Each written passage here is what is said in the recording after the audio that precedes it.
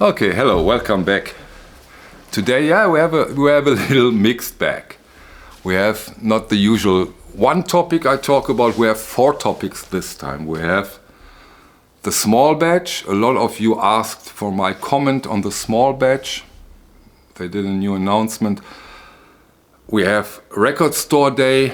A lot of you asked for my take on Record Store Day, so I will give you my opinion about it. Then we have 2 beautiful releases from the Blue Note Classic series, and we have 2 new pre-order possibilities, great pre-order possibilities in my opinion. Also Classic series, Blue Note. And we will talk about this topic too briefly. So maybe we should start with this one, the small batch series, the small batch announcement of Miles Davis Quintet Relaxin' With.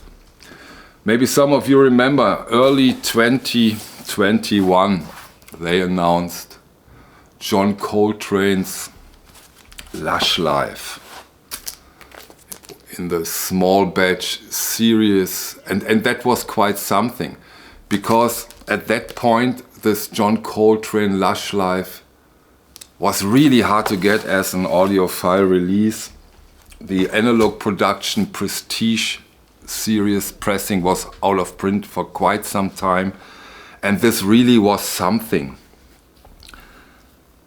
Of course, great, super vinyl, nice packaging, wow, cool audiophile mastering, pressing. And then they announced the numbers and they said we are doing 1,000. And that, of course, was really totally inappropriated for 2021. You could have done that in 2012, but not 2021. And the disappointment of many collectors who didn't get one was huge. And it was understandable that it was a huge disappointment. And then they announced the second title, Yusuf Lateef, Eastern Sound.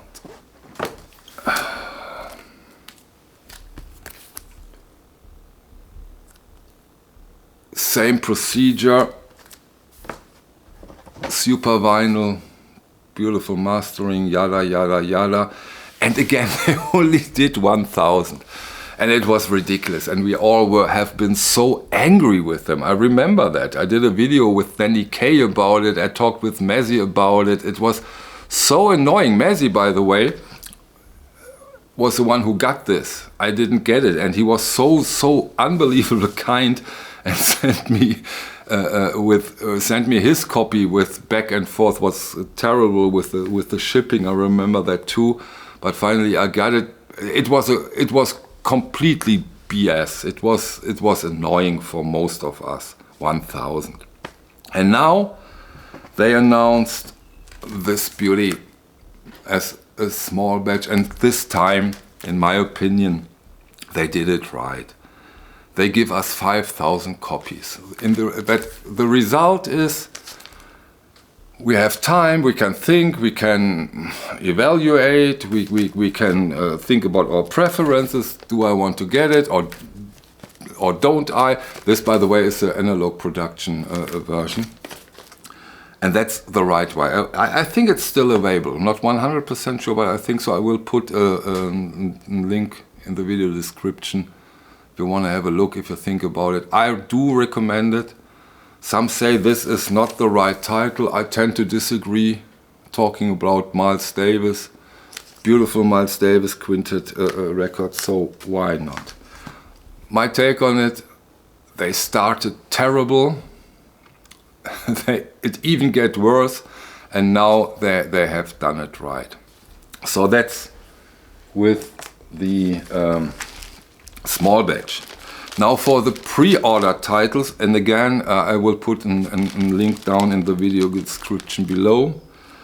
Blue Note announced within their classic series 2 gorgeous titles. On the 20th of May we will see Ronnie Foster, Two-Headed Freep, 70s, and brother Jack McDuff, also from 1970, Moon Rappin'.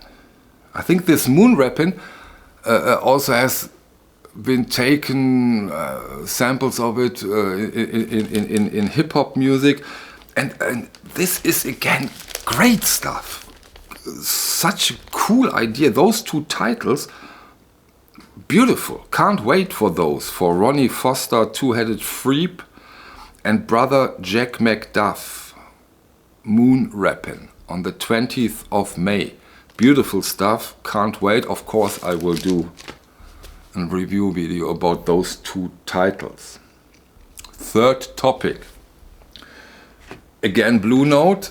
Again classic series. Of course mastered by Kevin Gray. Pressed over at Optimal. We have two double albums this time. The first I want to talk about is the Gary Allan Trio, 21. We have Gary Allan on the piano. We have Ron Carter on bass and Tony Williams on drums. The original recording is from 1994. And this is an 80s series title. I can't say otherwise. It's not Blue Note Classic in my opinion. This is 80s series, but okay. We get a very beautiful trio. We get a very beautiful, lounge jazz. Nice. It's nice. It's very well made. Although I have to say that even a genius like Kevin Gray couldn't put it into an analog version in a way. It sounds a bit digital. Is that such a bad thing? No. I like it a little bit more otherwise. It's a great double album, don't get me wrong, but it's a bit too much. You know, a classic series mastered by Kevin Gray. I'm a bit in a lack of words. There are other titles I think would be more urgent to be re-released in the classic series, but that's only my personal opinion. You really are welcome to totally disagree. Everybody as he likes it. It's a nice listening.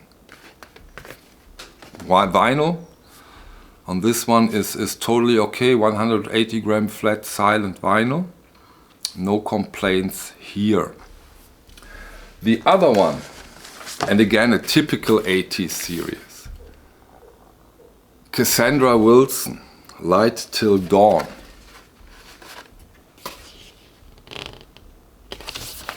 Beautiful gatefold jacket. The original again is from 1993. We have the same specs, Kevin Gray, Optimal, 180 gram vinyl. And before you throw the first stone, I know you don't, remember there is another Cassandra Wilson, the Glamoured, has come out in the 80s series. I remember that I have that one. And this is one of the most sought of 80s releases. It's not easy to get. So, and why is that? Because this is an outstanding and incredible great sounding album, and the same goes here. This stuff is spectacular.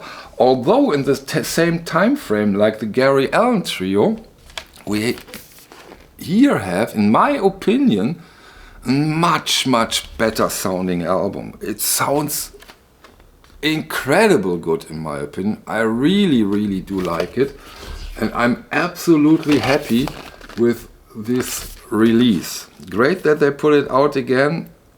Gorgeous quality. Although, again, a small downside, I didn't get lucky with the vinyl this time. My copy is quite noisy. I have to return it, but still you can hear that the mastering is spectacular. Spectacular release. When you get the right vinyl, you know, those things happen. I will return it, I will get a new one, and that will probably be great. So those are the two Blue Note Classic Series releases. Now to my take on the record store day. Yeah, record store day here in Germany is not that easy. In general, since I am looking at record store day, in a way you get your Chet Baker, you get 1 or 2 Bill Evans live recordings, you will get a picture disc from The Cure, and you will get a picture disc from Tangerine Dream. And then you have 3 or 4 or 5 really great titles. This year, for example, the Art Pepper, the mono version, all of this contemporary series from Kraft. But if you live here in Germany, no, you can't get it. And it's also a bit overwhelming. You know, the general idea is of course great. I mean, who can say there is something wrong with this idea to help out record store when they started it? It totally makes sense. There is nothing you can say against it. But I'm not very much into it. For me, it's a hassle. It's a bit annoying. It's a bit overwhelming. It's too much. In a way, it's too much. You have to buy all those records within a couple of hours. I don't like it that much. I like the things different. I like them announced. I can order them. I have time. They will come. I like that more. Of course, I'm an old guy. Of course, it can be fun to be together with other music collectors, vinyl collectors. Of course, that's the fun part of it. That's a great part of it. I know you can see that on this weekend. You will see numerous record store days videos, of course, and they are really popular. I know that, but I'm just not so much into it. It's really difficult to decide up front what's good and what's not, in a way. I think it's information overflow. It's too much for one weekend, in my opinion. So that's in a nutshell my take on the record store day. But of course, this is great stuff to discuss. Probably I forgot a lot of arguments for it or against it. Let's simply discuss. What's your take on the record store day? Here in Germany, it's not that easy. In the United States, it might be completely different. I can't say. So that's it for today. 4 topics. Next one is about 1 topic. Somehow I like that more. Okay. Thank you for your time. Bye.